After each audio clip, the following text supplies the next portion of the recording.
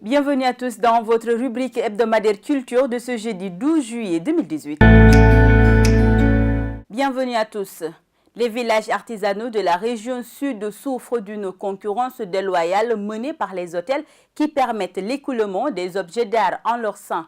Une option qui risque de tuer à jamais ce secteur d'activité pourvoyeuse d'emplois en Casamance, d'où cet arbitrage des autorités sollicitées par la gérante du village artisanal de Ziguinchor, Aïssatou Cissé, directrice village artisanal, que je vous propose d'écouter.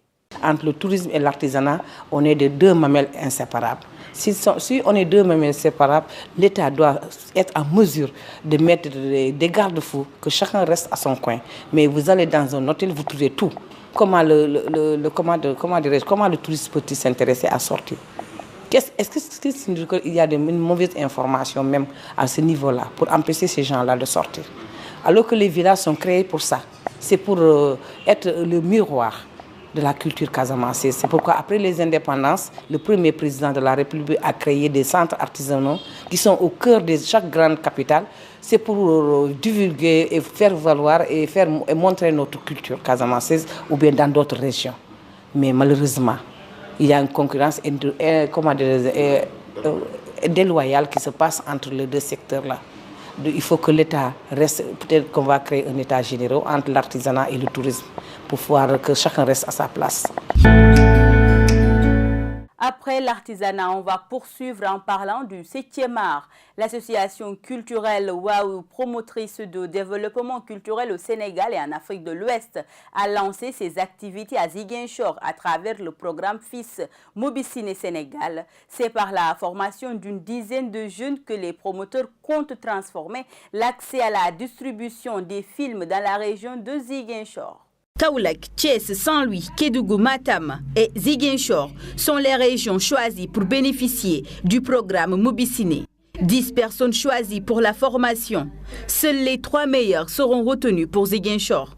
Le promoteur de ce projet se dit soulagé de l'entamer à Ziguinchor. On a fait une phase pilote qui nous permettait d'être présents au moins dans les plus grandes villes au Sénégal, donc y compris Ziguinchor.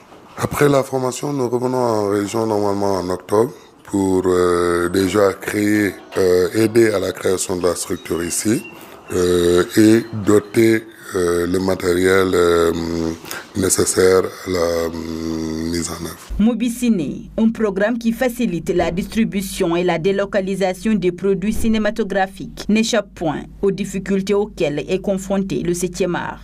Oui, la difficulté première du secteur cinématographique au niveau local, je pense que c'est la mise en place d'une vraie industrie cinématographique. Donc, nous apportons notre partition, c'est faire en sorte qu'il y ait tous les aspects à la mise en place d'une industrie cinématographique, d'où la présence de distributeurs forts, Mobiciné en fait partie. Et je pense que là, on est dans une période où on travaille déjà à faire en sorte que nos contenus soient vus au niveau local et que ces contenus-là génèrent des recettes assez importantes pour permettre aux producteurs d'en créer d'autres. L'implantation des unités mobiles de projection dans chaque région du Sénégal permettra de concilier le public avec les films sur grand écran, constitue donc le défi à relever, ce qui n'échappe point aux initiateurs d'un tel projet à Ziguinchor. Mesdames et messieurs, c'est par cet élément qu'on met fin à cette rubrique. Je vous retrouve la semaine prochaine pour un autre numéro.